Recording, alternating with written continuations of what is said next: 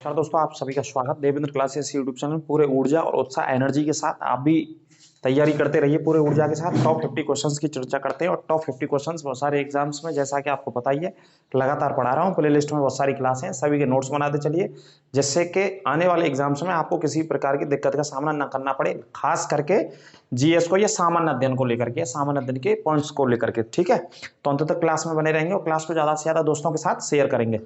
ठीक है, तो देखो पहला पॉइंट क्या है इसमें, चेन्नई के बारे में लिखा हुआ है मैंने। चेन्नई कैसा है? एक कृत्रिम बंदरगाह है। कृत्रिम का मतलब इंग्लिश में बोलते हैं आर्टिफिशियल।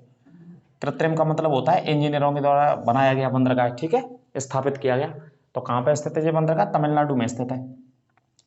और भारत का सबसे पुराना बंदरगाह भी इसे पढ़ा जाता है। सबसे पुराना या सबसे प्राचीन बंदरगाह कौन सा है? चेन्नई बंदरगाह। ये भी नोट कर लेना साथ साथ। ठीक है, सबसे प्राचीन अंग्रेजों ने स्थापित किया था ये 1855-56 के आसपास, चेन्नई बंदरगाह। ठीक है, इसकी वर्ष भी आप लिखना चाहें तो 1855 के आसपास इसको स्थापित किया गया। जैसे देखो, राष्ट्रपति का दोबारा से पुनः निर्वाचन होता है। जब राष्ट्रपति दोबारा चुना जाता है तो आर्टिकल 57 के तहत, आर्टिकल 57 पुनः निर्वाचन की व्यवस्था आर्टिकल 57 में राष्ट्रपति की, और राष्ट्रपति का पद आर्टिकल 52 में है, और उपराष्ट्रपति का पद आर्टिकल 63 में है, और उपराष्ट्रपति राज्यसभा का सभापति होता है आर्टिकल 64 के अनुसार, है ना। ये सारे पॉइंट आपको अच्छे से याद रख लेने। आगे बात करते हैं रामेश्वरम द्वीप। आप पढ़ते रहते होंगे कई बार, बहुत फेमस है रामेश्वरम। भगवान राम और भगवान शिव का दोनों का नाम है इस शब्द में, रामेश्वरम। राम और शिव से ही ये शब्द बना है। तो ये एक आइलैंड है, टापू है, हिंद महासागर में, भारत और श्रीलंका के मध्य में है। यहीं से भगवान राम ने पुल बनाना शुरू किया था लंका के लिए, जब माता सीता जी को, माता जानकी जी को लेने के लिए गए थे। ठीक है, याद रखिएगा। इसके अलावा बात करते तो यहाँ पे पाक जल संधि भी है, मन्नार की खाड़ी भी है, हिंद महासागर में ही है, जो कि भारत को श्रीलंका से अलग करते हैं, या श्रीलंका को भारत से अलग करते हैं। पाक जल संधि और मन्नार की खाड़ी दोनों। पाक जल संधि बिल्कुल दक्षिण में है, बिल्कुल नीचे है, और मन्नारी खाड़ी दक्षिण पश्चिम में स्थित है। बस इतना सा अंतर है। आगे बात करते हैं सीसा और पेंसिल के बारे में। इनका निर्माण कैसे होता है? ग्रेफाइट का इस्तेमाल करके इनका निर्माण होता है। ठीक है, ग्रेफाइट से। आगे बात करते हैं, देखो एक पीयूष ग्रंथि बहुत आती है एग्जाम में, इसको क्या बोलते हैं? मास्टर ग्रंथि भी बोलते हैं। पीयूष ग्रंथि को क्या बोलते हैं? मास्टर ग्रंथि। ये कहाँ पे होती है? मस्तिष्क के आधार में स्थित होती है हमारे। एक तरीके से आप बोल सकते हैं जैसे कंप्यूटर का माइंड क्या होता है? CPU, central processing unit, computer में हम पढ़ते हैं। तो ऐसे ही दिमाग का जो सीपीयू है वो क्या है? हमारी मास्टर ग्रंथि है, पीयूष ग्रंथि है, या पिट्यूटरी ग्रंथि और बोलते हैं इसको। तीन तीन नाम है, लिख लेना। और कौन सी ग्रंथि के नाम से जाना जाता है? पिट्यूटरी। आप बायोलॉजी में पढ़ेंगे तो ये नाम ही मिलेगा। ऑप्शन में ये भी आ सकता है, मास्टर ग्रंथि भी आ सकता है, पीयूष ग्रंथि भी आ सकता है। कहाँ पर स्थित होती है? मस्तिष्क के आधार में स्थित होती है। एक तरीके से सीपीयू का काम करती है। ठीक है, जो पढ़ रहे हैं, पढ़ा रहे हैं, मैं पढ़ा रहा हूँ, आप पढ़ रहे हैं, दिमाग लगा रहे हैं, पूरा मास्टर इसी से चल रहा है, मास्टर कार्ड पूरा, है ना। तो पीयूष ग्रंथि के बारे में याद रखिएगा। आगे बात, और इससे बहुत सारे हार्मोन्स भी निकलते हैं अलग अलग। पीयूष ग्रंथि से हमारे शरीर के अंदर अलग अलग हार्मोन्स निकलते हैं। उन्हीं हार्मोनों की वजह से कोई व्यक्ति ज़्यादा लंबा हो जाता है, कोई व्यक्ति कैसा हो जाता है कि जिसकी कम हाइट रह जाती है। उन्हीं हार्मोन्स की वजह से प्रभाव पड़ता है ना। उन्हें आप पढ़िएगा चेक करके। आगे बात करते हैं एनीमोमीटर। ये पीछे क्या शब्द है? मीटर। आगे क्या है? एनीमो। वायु की गति मापते हैं। जब वायु कितनी तेज चल रही है, कम चल रही है, ज्यादा तेज है, तो एनीमोमीटर से वायु की गति मापी जाती है। ध्यान रखिएगा। सबसे ज्यादा लवणता वाली जो भूमि है वो कौन से राज्य में? गुजरात में। और एक और क्वेश्चन आ जाता है कि नदी बताइए, लवणता वाली नदी कौन सी है भारत की? जो प्रमुख नदी है तो लूनी नदी है, जैसे नमकीन या लवणीय नदी कहा जाता है। ठीक है, नमकीन या लवणीय नदी भारत की कहा जाता है। गुजरात में इस तरीके की जमीन है। कांगो नदी आपने पढ़ी होगी, और कांगो नहीं पढ़ी है तो दोबारा से पढ़ लो। अब अफ्रीका महाद्वीप में और मध्य अफ्रीका में बहती है। कहाँ पर? मध्य अफ्रीका में, बिल्कुल बीचों बीच में। विषुवत रेखा को 2 बार काटती है। छाप लेना, नोट कर लेना, कई बार पूछा जाता है। कोशिका, इंग्लिश में क्या बोलते हैं? सेल। कोशिका के अंदर जो ऊर्जा का निर्माण होता है वो किससे होता है? माइटोकॉन्ड्रिया के माध्यम से। कोशिका के अंदर जो निर्माण होता है वो किसके माध्यम से? माइटोकॉन्ड्रिया के माध्यम से निर्माण होता है ना। किसका? ऊर्जा का निर्माण होता है कोशिका के अंदर। नोट कर लेना इसे। सामाजिक वानिकी, समाज से वनों को जोड़ा गया कि वनों को किस तरीके से स्थापित किया जाए। ये एक ऐसा कार्यक्रम, सामाजिक वानिकी कार्यक्रम 1976 में शुरू किया गया था। नोट कर लेना, है ना। सामाजिक वानिकी है, समाज से वनों को जोड़ने के लिए कार्यक्रम 1976 में सरकार ने शुरू किया था, अवेयरनेस के लिए, है ना, जिससे कि नुकसान और हास पेड़ों का, वनों का, जंगलों का कम हो भैया। अम्ल वर्षा, क्या बोलते हैं इसे? एसिड रेन बोलते हैं इंग्लिश में, एसिड रेन। अगर ये बारिश होती है तो इससे क्या होता है? पेड़ पौधे खत्म, उनकी पत्तियां, पेड़ पौधे खत्म होने की संभावना रहती है। तो किससे होती है? ये सल्फ्यूरिक अम्ल से। किससे होता है? सल्फ्यूरिक अम्ल से अम्ल वर्षा, अम्ल वर्षा होती है, एसिड रेन होती है। सल्फ्यूरिक अम्ल सबसे ज्यादा होता है जिससे कि यदि पानी के साथ में ये सल्फ्यूरिक अम्ल मिलकर के आता है तो क्या करता है, सबसे ज्यादा नुकसान पहुंचाता है खेतियों को, फसलों को या पेड़ों को और वृक्षों को भी। ये पॉइंट याद रखना है तुमको, ठीक है, छाप लेना। विटामिन B12 है इसमें। विटामिन B12 में क्या पाया जाता है, कोबाल्ट पाया जाता है सबसे ज्यादा, है ना, नोट कर लेना, छाप लेना। इसी वजह से इसका रासायनिक नाम भी क्या है, साइनोकोबाल्मिन। अगर आपसे पूछा जाए कि रासायनिक नाम बताओ तो साइनोकोबाल्मिन इसका रासायनिक नाम है, नोट कर लेना। और क्या पाया जाता है इसके अंदर, कोबाल्ट पाया जाता है, ठीक है, जो कि खून बढ़ाने में मदद करता है जी। गाय का दूध कैसा होता है, पीलापन होता है, किसके कारण, कैरोटीन। कैरोटीन क्या है जी, प्रोटीन। कैरोटीन प्रोटीन के कारण गाय का जो दूध होता है वो हल्का पीला होता है, और भैंस का दूध होता है सफेद, उसमें केसिन प्रोटीन पाई जाती है भैंस के दूध में। गांधी जी ने सबसे पहला सत्याग्रह किया था, महात्मा गांधी जी ने भारत में कौन सा सत्याग्रह किया, 1917 में किया था, छाप लेना। और ऐसे तो बेटा गलत नहीं करने आपको, किसी भी स्तर पर अगर ऐसे क्वेश्चन गलत करके आएंगे तो दिक्कत हो जाएगी। पहला सत्याग्रह महात्मा गांधी जी ने 1917 में किया, चंपारण में किया, और रामचंद्र शुक्ल के आग्रह पर चंपारण गए थे। किसके आग्रह पर, रामचंद्र शुक्ल के पर इशू किया था। यहाँ पे दिक्कत क्या थी, दिक्कत थी यहाँ पे नील की खेती की समस्या थी, तो नील की खेती को लेकर के वहां के किसान परेशान थे, तो इस वजह से गांधी जी ने जाकर के दक्षिण अफ्रीका से लौटे थे 1915 में।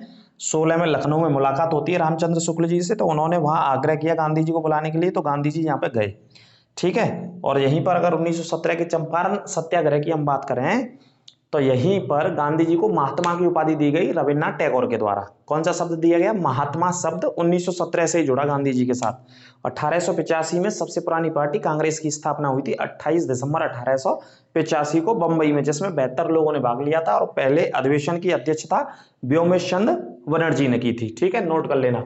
मानव निर्मित, मानव के व्यक्ति के द्वारा बनाए जाने वाला जो रेशा होता है वो कौन सा होता है, नायलॉन होता है, सुनते होंगे नायलॉन का कपड़ा वगैरह आप, ठीक है, तो उसी की कह रहे हैं, मानव निर्मित रेशा होता है, और बहुत सारे प्राकृतिक निर्मित होते हैं। अमृतसर शहर की स्थापना गुरु रामदास ने करी थी, नोट कर लेना, छाप लेना, मोस्ट इंपोर्टेंट पॉइंट है। अमृतसर शहर किसने स्थापना करी, गुरु रामदास ने। धान का खेत होता है, आपको पता है इस समय धान की रोपाई चल रही है, इस समय बहुत बड़े स्तर पर जहां जहां धान का उत्पादन सबसे ज्यादा होता है, जैसे बंगाल की बात करें, पंजाब की बात करें, हरियाणा की बात करें, उत्तर प्रदेश के तराई के क्षेत्रों की बात करें, इन इलाकों में धान की रोपाई हो रही है। तो धान की रोपाई हो रही है तो पॉइंट किससे लिखा है मैंने, धान के खेत से गैस का उत्सर्जन होता है। तो कौन सी गैस का उत्सर्जन होता है, मीथेन गैस का उत्सर्जन होता है धान के खेत से, ठीक है, याद रखिएगा। गुलामों का गुलाम दिल्ली में किसे कहा गया, इल्तुतमिश को कहा गया, नोट कर लेना, है ना। गुलामों का गुलाम, क्योंकि ज्यादातर दिल्ली में जो शुरू के शासक आए वो किसी ना किसी के दरबार में गुलाम की हैसियत से रहते थे, गुलाम बन के रहते थे, इनको खरीदा जाता था बाजारों में। तो जो पहले भी गुलाम रहा, उसके बाद गुलाम रहा, फिर उसके बाद, तो इसका नाम इतिहास में गुलामों का गुलाम इल्तुतमिश को, इसी की पुत्री थी बाद में इसकी मृत्यु के बाद, इसका नाम रजिया बेगम था, जो दिल्ली की पहली महिला शासिका बनी, या मध्यकालीन भारत की पहली महिला शासिका रजिया बेगम बनी थी, ठीक है, जिसने 1236 से 1240 4 साल तक शासन किया।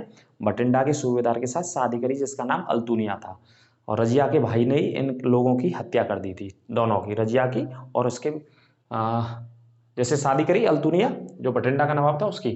चित्रकला, सबसे बढ़िया चित्रकला होती जहांगीर के शासनकाल में, तो जहांगीर के शासनकाल को चित्रकला का स्वर्णकाल कहते हैं। किसमें कहा जाता है, ये मुगल में। जहांगीर का शासनकाल चित्रकला के लिए बहुत प्रसिद्ध रहा, बहुत ज्यादा जाना था। जितनी बिल्डिंग, जितनी इमारत बनी जहांगीर के शासनकाल में, जिन इमारतों पे जो कढ़ाई वगैरह होती, जो फूल चित्र वगैरह काटे जाते, बाकी सबसे बढ़िया जो डिजाइन थी वो जहांगीर के शासनकाल में बनाई गई। इस वजह से स्वर्णकाल कहा गया चित्रकला के, है ना, शासनकाल को, जहांगीर के शासनकाल को चित्रकला का स्वर्णकाल। लेकिन चित्रकला की जो नींव रखी गई वो हुमायूं के शासनकाल में स्टार्टिंग हुई थी, लेकिन पराकाष्ठा पर सर्वोत्तम स्थान पर जो सबसे अच्छी चित्रकला होती वो जहांगीर के शासनकाल में होती। डलहौजी की बात कर रहे हैं, डलहौजी ने 1848 में सतारा का विलय किया था सबसे पहले। कौन से राज्य का, सतारा को सबसे पहले विलय किया था। पहला राज्य रट लेना, याद कर लेना। और कौन सी नीति, हड़प नीति के तहत। वेलेजली ने सहायक संधि दी थी और डलहौजी ने कौन सी, हड़प नीति के तहत सबसे पहले किसे मिला लिया, 1848 में सतारा को। और सतारा को मिलाते हुए नागपुर आता है इसमें, है ना, एक बघाट राज्य आता है, और राजस्थान के भी इलाके आते हैं। उसके बाद अवध आता है 1856 में। तो एक एक करके राज्यों को हड़पना शुरू कर दिया था इन्होंने, ठीक है, किसने, डलहौजी ने। आगे बात करते हैं, देखो 1906 में प्रथम महिला विश्वविद्यालय की स्थापना बंबई में भई, और ये किसने करी, कर्वे महोदय ने। ये कर्वे नामक व्यक्ति का नाम था, ये पहला महिला विश्वविद्यालय था 1906 में बॉम्बे में स्थापना करी गई महिलाओं के लिए, है ना। आगे बात करते हैं इसरो की स्थापना। इसरो की स्थापना 1969 में होती है और कहाँ पे, बंगलौर में होती है। बंगलौर काय की राजधानी है, कर्नाटक की, ठीक है। काय की स्थापना इसरो की। आगे बात करते हैं सिमलीपाल। सिमलीपाल कौन सी राज्य में स्थित है, उड़ीसा में स्थित है सिमलीपाल, ठीक है। राष्ट्रीय उद्यान है ये, क्या है, सिमलीपाल राष्ट्रीय उद्यान, उड़ीसा में स्थित है, बहुत प्रसिद्ध उद्यान है, ठीक है, ध्यान रखिएगा। आगे बात करते हैं रामकृष्ण मिशन। ये बहुत सारे कंबाइंड क्वेश्चंस लेता हूं मैं जो एग्जाम में कहीं ना कहीं पूछे हैं ना, ये कंबाइंड है टॉप 50 एक तरीके से। ये रामबाण आपके लिए चल रहा है, अगर मैं सागर क्लास चल रही है तो कहें तो कम शब्दों में ज्यादा पढ़ा रहा हूं मैं आपको, कम शब्दों में ज्यादा और ज्यादा ही कवर कर रहे हैं आप इसमें। तो स्वामी विवेकानंद जी ने स्थापना करी 1897 में, कहे कि रामकृष्ण मिशन की। और कहां पे, रामकृष्ण का मुख्यालय कलकत्ता में स्थित है।